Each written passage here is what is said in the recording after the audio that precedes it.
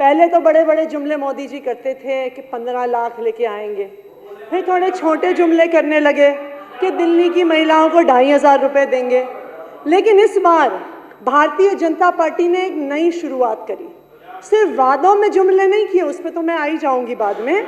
इस बार पैसा कहां से आएगा बजट में, उस पर जुमलों की ऐतिहासिक शुरुआत दिल्ली में भारतीय जनता पार्टी की सरकार ने की है। टैक्स कहां से आएगा, राजस्व कहां से आएगा, उस पर झूठ झूठ और केवल झूठ। जब बजट से पिछले दिन इकोनॉमिक सर्वे प्रेजेंट नहीं हुआ तो मैं भी सोच रही थी कि आखिर क्यों नहीं हुआ, इसका क्या कारण था। यह आपकी बात सही है आशीष जी कि उसमें संविधान में नहीं लिखा कि आपको इकोनॉमिक सर्वे प्रस्तुत करना है, लेकिन 1951 से बजट में इकोनॉमिक सर्वे की शुरुआत हो गई। 1964 से उसको अलग डॉक्यूमेंट बना के 51 से 64 तक वो बजट का हिस्सा होता था। 64 के बाद से उसको बजट से पिछले दिन प्रस्तुत किया जाता था। क्यों? क्योंकि जो इकोनॉमिक सर्वे होता है वो इकोनॉमी के ट्रेंड्स बताता है कि रियल एस्टेट सेक्टर कैसे बढ़ेगा, सर्विस सेक्टर कैसे बढ़ेगा, व्यापार कैसे बढ़ेगा। उसी के आधार पे एक जीडीपी ग्रोथ के प्रोजेक्शंस होते हैं। आप गवर्नमेंट ऑफ इंडिया का भी इकोनॉमिक सर्वे जो निर्मला सीतारमण जी ने रखा वो जीडीपी ग्रोथ के 6.5% के प्रोजेक्शंस बता रहा है, और उसी के आधार पे कितना टैक्स आने वाले सालों में आएगा उस इकोनॉमिक ग्रोथ के प्रोजेक्शंस के आधार पर डिसाइड किया जाता है। तो जब इकोनॉमिक सर्वे नहीं आया तो मैं सोच रही थी उस दिन के क्यों नहीं आया, पर जिस दिन बजट के आंकड़े देखे कि कितना प्रोजेक्टेड टैक्स रेवेन्यू है 68,700 करोड़ का, तो मुझे समझ में आ गया कि इकोनॉमिक सर्वे इसलिए नहीं आया। इकोनॉमिक सर्वे आ गया होता तो ये कितना निराधार आंकड़ा है ये दिल्ली के सामने और पूरे देश के सामने आ जाता। जब प्रोजेक्टेड जीडीपी ग्रोथ पूरे देश का 6.5% है, ये कुछ नए ही प्रकार की इकोनॉमिक्स है कि आपका टैक्स 20% से ज्यादा रेट पे बढ़ जाएगा। तो ये नई प्रकार की अर्थव्यवस्था का गठन हो रहा है, उसके लिए आपको बहुत बहुत बधाई। मैं भारतीय जनता पार्टी के विधायकों को भी बता दूं, आपने भाषण तो बहुत दिए 1 लाख करोड़ के, लेकिन देखिए विधायक आप भी हैं, हम भी हैं, हमें अपने इलाके में काम कराने होंगे। 1 लाख करोड़ रुपए आने वाले नहीं है, उसकी उम्मीद मत करिएगा। तो मैं आपको मैं कैलकुलेशन करके बताती हूँ, आप भी यही हैं, हम भी यही हैं। 1 साल के बाद उसका हिसाब किताब हो जाएगा। इनफैक्ट आप अध्यक्ष जी सतीश महाना जी आए हुए थे, माननीय स्पीकर साहब आए हुए थे, तो उनसे भी किसी मीडिया वाले ने पूछा कि अध्यक्ष जी क्या इकोनॉमिक सर्वे के बिना बजट प्रेजेंट करना चाहिए, तो उन्होंने भी कहा कि नहीं ये तो बहुत अचंभे वाली बात है, ऐसा कैसे हो सकता है। पर नॉनदलेस अब आगे बढ़ते हैं। अब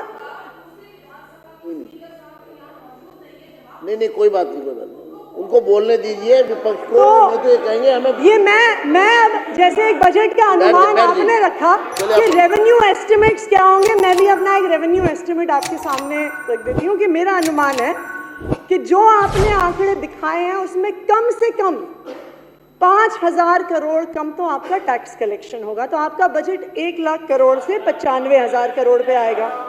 दूसरी बात, स्मॉल सेविंग्स लोन। अब ये मैं आपको बता दूं, हो सकता है कई हमारे विधायक साथी नए भी हैं, पहली बार भी विधायक बने हैं।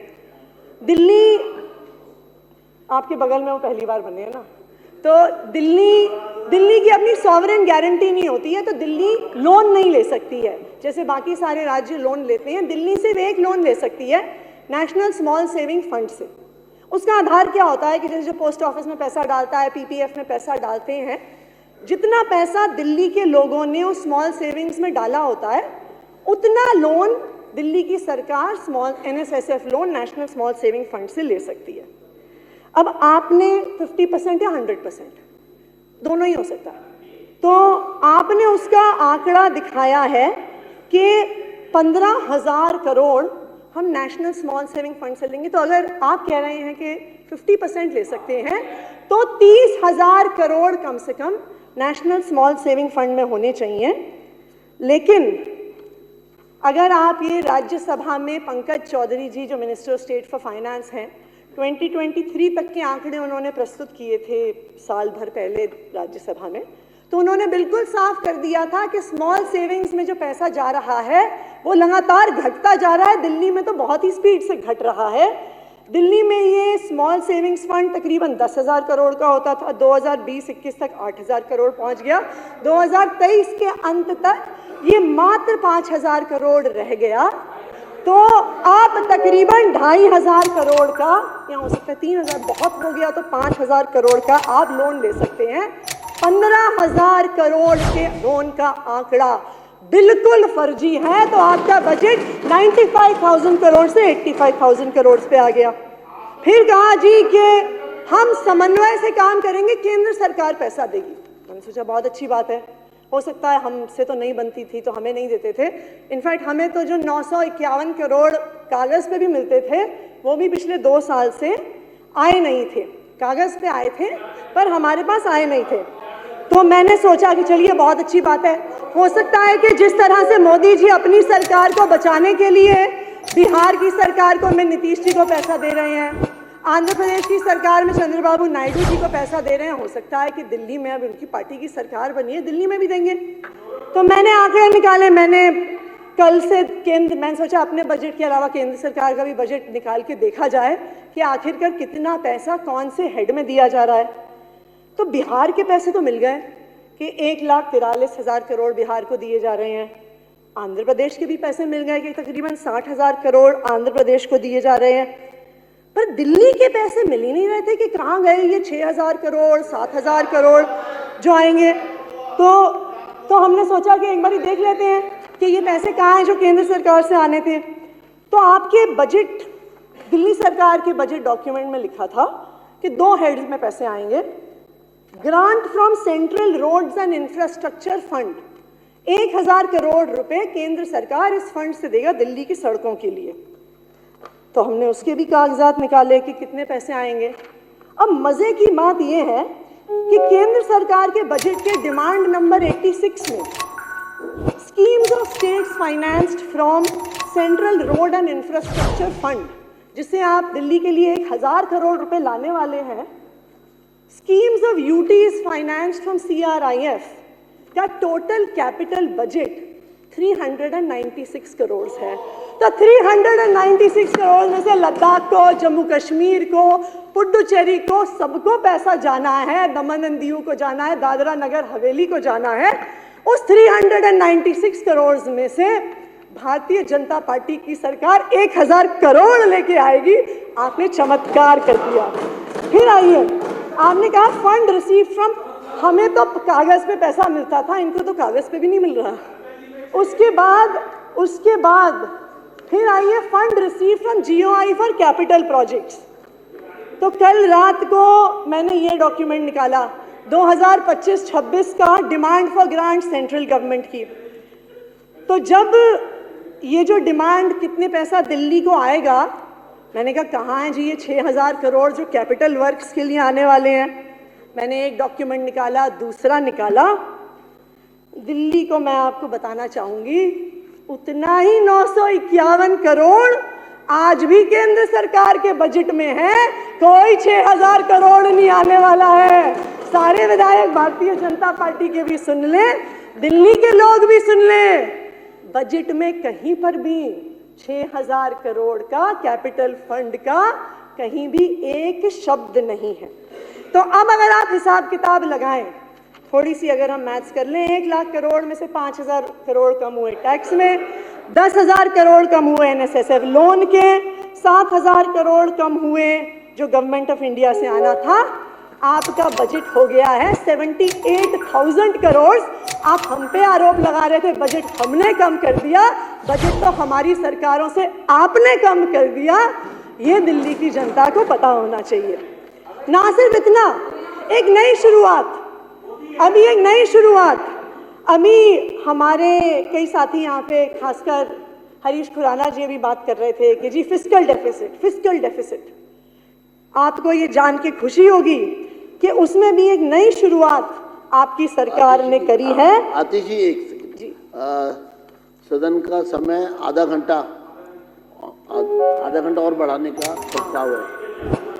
मैं 2-4 मिनट फिर में और बढ़ा कंक्लूड कर दूंगी।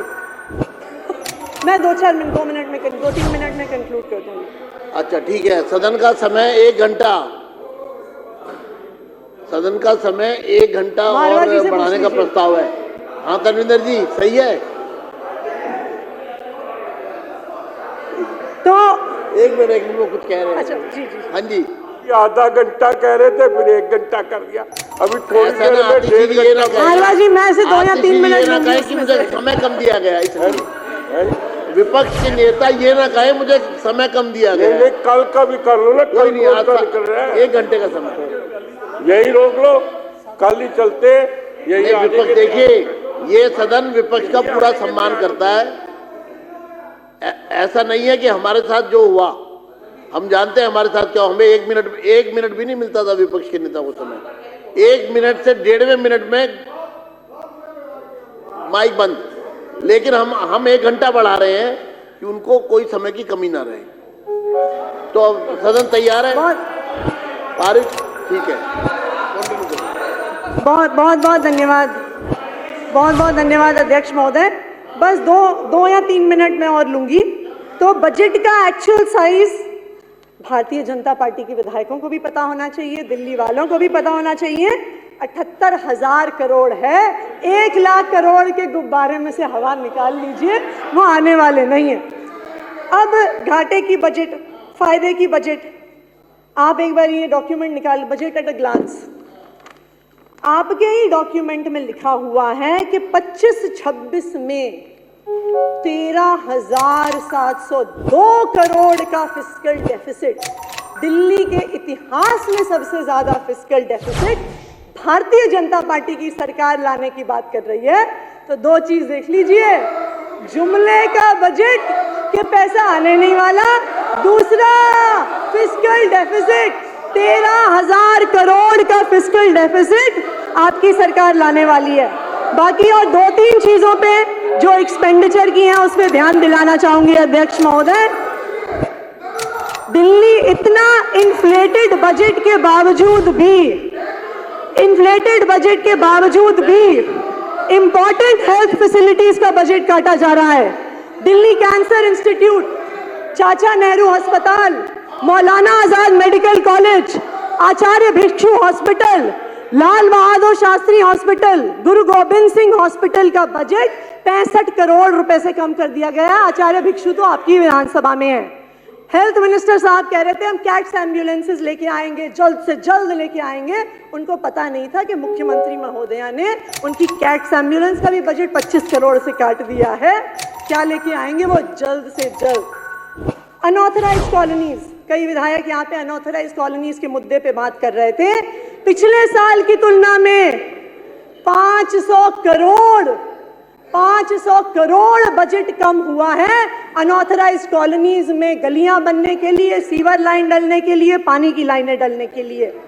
स्पोर्ट्स पर्सन्स को मिलने वाले इंसेंटिव्स, जो हमारे स्कूल में पढ़ने वाले बच्चे जो स्पोर्ट्स में आगे बढ़ते हैं, जो मेडल्स लेके आते हैं, वो आगे बढ़ते हैं, स्पोर्ट्स पर्सन्स की स्कीम्स को 30 करोड़ से कम कर दिया गया है।